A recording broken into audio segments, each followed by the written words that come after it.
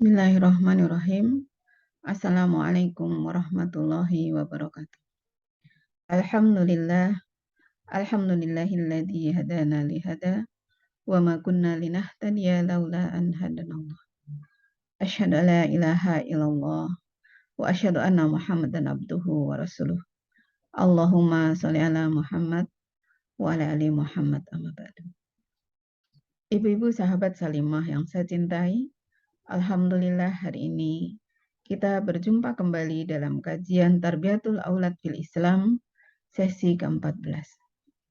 Hari ini insya Allah kita akan membahas tentang bagaimana menumbuh kembangkan fitrah keimanan pada diri anak-anak kita. Allah Subhanahu wa Ta'ala telah menciptakan manusia dalam keadaan fitrah, sehingga setiap anak yang lahir dia telah membawa fitrah keimanan, iman pada Allah Subhanahu wa Ta'ala dan iman kepada dinul Islam. Allah Subhanahu wa Ta'ala berfirman dalam surat Ar-Rum ayat 30, A'udzu billahi minasyaitonir rajim. Bismillahirrahmanirrahim. Fa'aqim wajhaka lid-dini hanifah, fitratallahi allati fataran nasa 'alaiha. La tabdila liqalqillah. Dzalika dinul qayyim. Dzalika dinul qayyim walakinna aktsaran nasi la ya'lamun.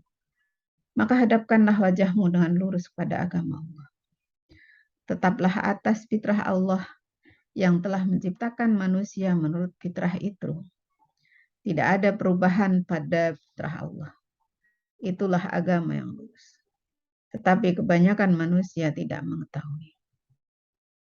Ibu-ibu sekalian, dari ayat ini kita paham bahwasanya Allah memerintahkan kepada kita untuk menghadapkan wajah kita, untuk meluruskan hati kita, tetap atas fitrah Allah Subhanahu wa Ta'ala yang telah menciptakan manusia menurut fitrah. Dan Allah tidak merubah fitrah itu. Oleh karena itu kita sebagai orang tua berkewajiban untuk memelihara fitrah anak-anak kita. Rasulullah Shallallahu Alaihi Wasallam juga bersabda, sebagaimana dalam hadis dari Abu Hurairah radhiyallahu anhu bahwa Rasulullah Shallallahu Alaihi Wasallam bersabda, kullu mauludin yuladu alal fitrah, fa abawahu yuhawidanihi au yunassiranihi au yumajisanihi. Setiap anak dilahirkan dalam fitrahnya. Kedua orang tuanya lah yang menjadikannya sebagai Yahudi, Nasrani atau Majusi. Hadis riwayat Bukhari Muslim. Yang dimaksud dengan fitrah itu adalah Islam. Rasulullah Shallallahu Alaihi Wasallam bersabda, Inni khalaqtu ibadi hunafa'a kullahum. Allah berfirman, aku telah menciptakan para hambaku dalam fitrahnya yang lurus. Lalu mereka tergoda oleh syaitan sehingga menyimpang dari agama mereka. Maka aku haramkan kepada mereka apa-apa yang kuhalalkan kepada mereka. Lalu syaitan memerintahkan mereka untuk menyekutukan diriku dengan sesuatu tanpa ilmu yang kuberikan padanya. Hadis riwayat Muslim. Jadi penyimpangan manusia adalah karena godaan syaitan. Karena itu kita, para orang tua, baik untuk diri kita sendiri, juga untuk anak-anak kita, harus berupaya menghindarkan diri dari godaan syaitan, supaya kita tetap istiqomah di jalan Allah Subhanahu wa Ta'ala. Dan supaya kita bisa mendampingi anak-anak kita untuk tetap dalam fitrah keimanannya. Juga berupaya bagaimana menumbuh kembangkan keimanan anak-anak kita kepada Allah Subhanahu wa Ta'ala. Nah, apa yang bisa kita lakukan untuk menumbuh kembangkan keimanan anak kepada Allah itu? Yang pertama, ketika kita mengenalkan pada anak kosakata baru sejak usia dini, selalu tambahkan kata Allah agar dia mengenalnya, agar dalam hatinya tertanam kata-kata ya Allah ini. Misalnya ketika kita memberitahukan nama-nama anggota tubuhnya. Misalnya mata ciptaan Allah, mulut kita ciptaan Allah, rambut kita ciptaan Allah, tangan kita ciptaan Allah. Badan kita yang sempurna ini diciptakan oleh Allah Subhanahu wa taala. Maka kita harus bersyukur pada Allah Subhanahu wa taala. Kita mengenalkan Allah sebagai pencipta kepada anak-anak kita. Kemudian yang kedua, biasakan anak menyebut kalimat-kalimat thayyibah dalam aktivitas keseharian. Kita contohkan kepada mereka menyebutkan kalimat-kalimat bismillah, alhamdulillah, astagfirullah, Allahu akbar, subhanallah, masya Allah, dan seterusnya. Pada saat kita melihat sesuatu yang menakjubkan, kita ucapkan masya Allah. Pada saat kita melakukan kesalahan, kita ucapkan astagfirullah. Pada saat kita memulai suatu pekerjaan, kita ucapkan bismillah. Setelah selesai, kita ucapkan alhamdulillah. Kita juga bertasbih subhanallah. Kita bertakbir Allahu akbar, dan seterusnya. Yang ketiga, ajak anak untuk banyak berzikir dan berinteraksi dengan Al-Quran. Pada saat kita membaca Al-Quran, kita ajak anak kita untuk menyimak bersama. Pada saat mengantarkan anak tidur, kita bacakan surat-surat pendek untuknya. Kita ulang-ulang berkali-kali. Kita ingatkan berkali-kali. Pada saat dia bertanya tentang sesuatu dan kita tidak bisa menjawab, kita ajak mencari jawabannya di dalam Al-Quran. Karena Al-Quran mengandung semuanya, semua permasalahan kehidupan kita. Kita ajak anak untuk berzikir, mengingat Allah Subhanahu wa taala. Melafalkan kalimat-kalimat subhanallah walhamdulillah wa la ilaha illallah wallahu akbar. Pada saat kita selesai sholat, kita ajak berdoa bersama. Sehingga kita ajarkan pula anak-anak untuk berdoa dalam segala aktivitasnya. Aktivitas apapun. Mau makan, setelah makan, mau tidur, setelah bangun tidur, ya. Mau ke kamar mandi, keluar dari kamar mandi, mau pergi, setelah datang ke rumah, kita bacakan doa-doa itu. Nah, sehingga pada saatnya ketika anak sudah bisa berbicara, maka insya Allah tanpa kita mendudukkan dia mengajari doa-doa khusus, ya, anak-anak kita sudah hafal doa-doa itu semuanya dan berusaha mengamalkan dalam kehidupan sehari-hari. Dengan berdoa, dia sedikit demi sedikit percaya bahwa Allah itu ada. Dengan berdoa sedikit demi sedikit dia bisa meyakini bahwa Allah lah yang memberikan segala sesuatu kepadanya. Nah, yang berikutnya, jadikanlah alam sekitar anak sebagai laboratorium untuk mengenal Allah.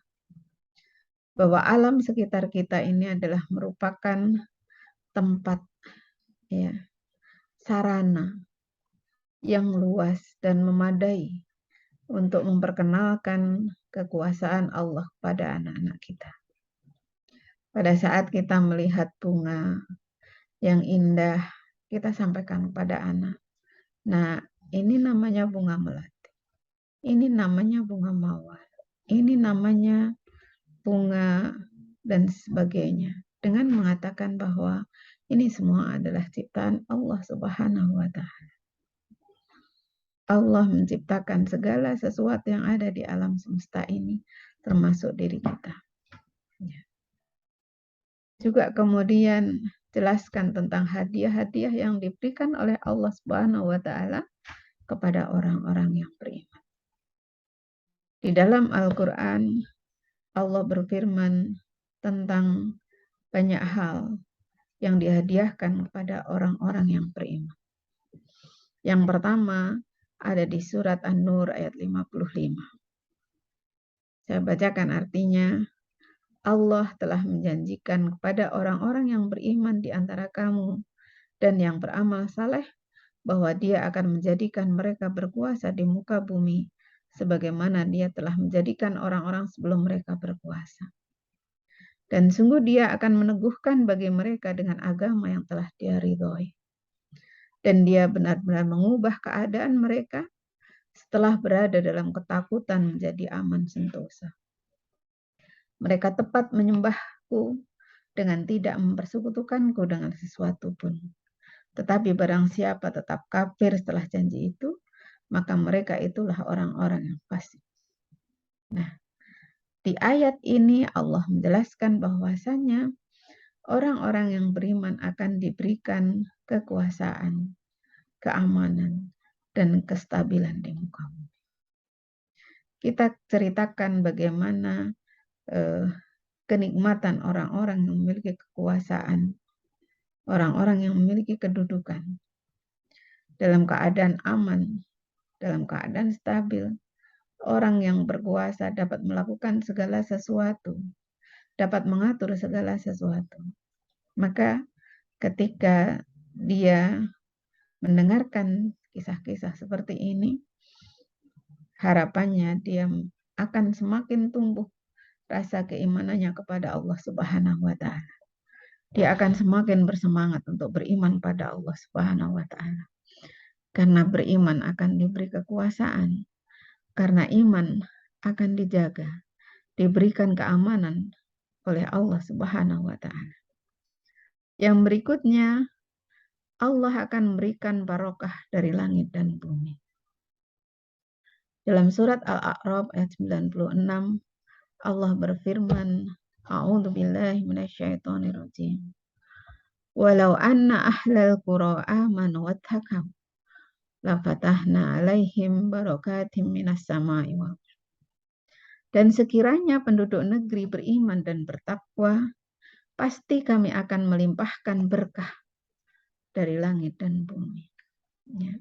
Ketika penduduk negeri beriman dan bertakwa, ya, ketika seseorang beriman dan bertakwa, Allah akan limpahkan barokah dari langit dan bumi. Tetapi ternyata mereka mendustakan ayat-ayat kami, maka kami siksa mereka sesuai dengan apa yang telah mereka kerjakan. Ya. Kita berikan motivasi kepada anak untuk meraih berkah dari Allah Subhanahu wa Ta'ala. Meraih kebaikan yang banyak dari Allah Subhanahu wa Ta'ala. Maka insya Allah Allah akan bersemangat, anak akan bersemangat untuk terus meningkatkan keimanannya kepada Allah Subhanahu wa Ta'ala. Hadiah yang berikutnya adalah kehidupan yang baik. Kehidupan yang menyenangkan. Dalam surat An-Nahl ayat 97 Allah berfirman, Man amila salihan min dzakarin aw unsa wa huwa mu'min falanuhyiyannahu hayatan thayyibah wa lanajziyannahum ajrahum bi ahsani ma kanu ya'malun. Barang siapa beramal soleh, baik ia laki-laki maupun perempuan, dan dalam keadaan beriman, maka pasti akan kami berikan kepadanya kehidupan yang baik. Dan akan kami beri balasan dengan pahala yang lebih baik dari apa yang telah mereka kerjakan. Ya. Jadi orang yang beriman itu oleh Allah akan diberikan kehidupan yang baik. Maka ketika anak mendengar ayat ini dibacakan kepadanya, harapannya dia akan semakin bersemangat beriman pada Allah. Hadiah yang berikutnya adalah surga. Allah berfirman dalam surat Al-Kahfi ayat 107 sampai 108. A'udzu billahi minasyaitonir rajim. Innal ladzina amanu wa 'amilus solihati kanat lahum jannatul firdaus nuzulan khalidina fiha la yabghuna anha hiwala. Sungguh orang yang beriman dan beramal soleh untuk mereka disediakan surga Firdaus sebagai tempat tinggal. Mereka kekal di dalamnya. Mereka tidak ingin pindah dari sana. Masya Allah. Orang yang beriman, Allah akan karuniakan kepadanya surga Firdaus sebagai tempat tinggal. Dan mereka kekal di dalamnya. Kita ceritakan di sini kepada anak-anak betapa indahnya surga. Di saat berada di surga, maka apapun keinginannya Allah akan penuhi. Di surga, ketika ingin apapun akan diperoleh dengan mudah. Allah akan menyediakan semuanya kenikmatan-kenikmatan di dalam surga. Nah, dengan demikian insya Allah anak-anak akan semakin bersemangat. Keimanan dalam dada anak, dalam jiwa anak kita akan semakin tumbuh berkembang. Terus dan terus. Sampai akhirnya dia menjadi seorang mukmin sejati yang ingin memperjuangkan jayanya Islam di muka bumi ini. Insya Allah.